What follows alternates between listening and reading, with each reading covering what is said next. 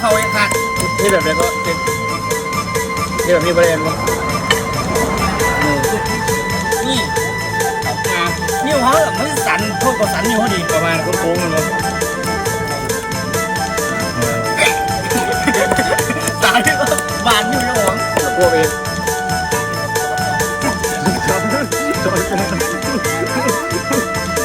อย่างนี้บ้างเนี้ยหลับหน่อยครับผมมันไหลมันบวบาด้านนึงผมเอาสายกลางคนหนึ่งมาเสร็จแล้วตึ๊ดคนหนึ่งสักหัวมูลเหมือนกันมาสับในละเอียดแก้วหอมแมลงโอ้ไม่ใช่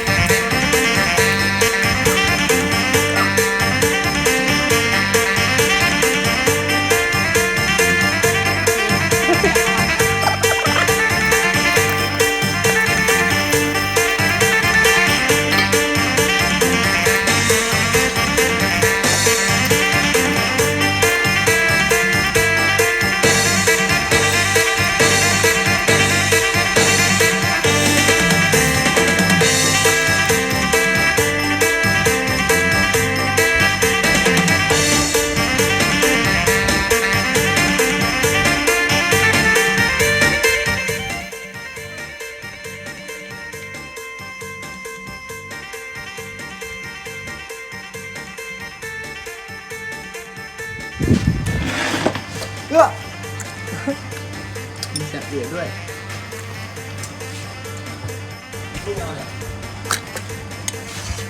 นี่เขาว่า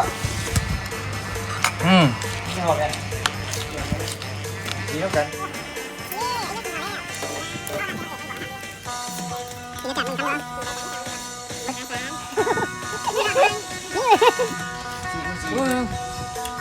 เขาว่าพันกินหัวเลยอ่ะเขาไปถึงความเป็นเขาว่าพันเอกทาง เป็นไงครับอ๋ออันนี้ก็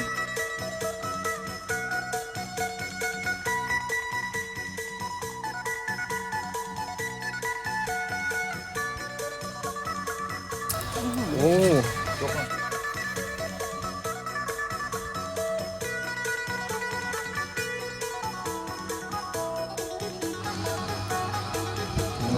เป็นไงครับเป็นไง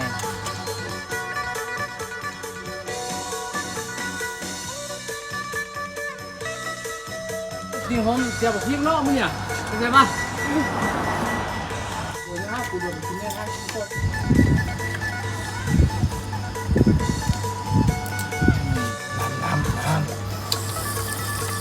ไอ้มีน้องมาถึง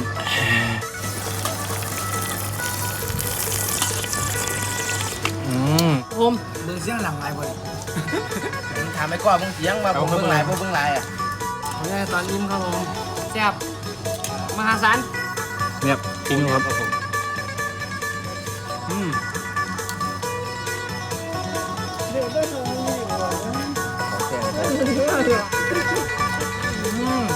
รวมกันนี่คือ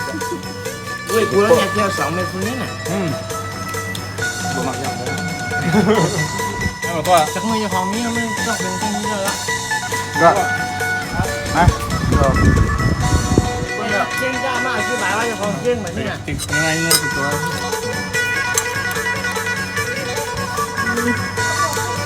แบกขนม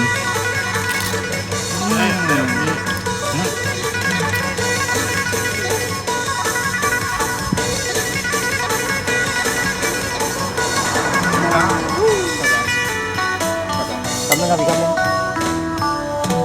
เราไม่ได้ ถ้าผมไม่ได้กินน้ำนี่ บ้องตัดได้บ้องตัดได้ เอาน้ำมาหยอดปากผมเลยนะครับผมคันอิ่มแล้ว ก็ทางนี้ ครับพ่อเพื่อนครับสุภาษิต